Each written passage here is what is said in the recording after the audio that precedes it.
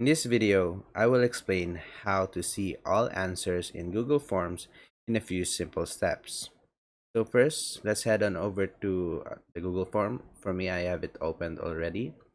And then, as you can see, there's an answer with a obvious answer. There's a question with an obvious answer. So the first step is click on right click and then head on over to inspect right here. Then it will open the elements tab on the right side. Then click over here to select an element in the page. So let's click on the uh, circle rather over here. Then it will show us a true. So let's head on over. If you click on 2, it will show that the answer is true.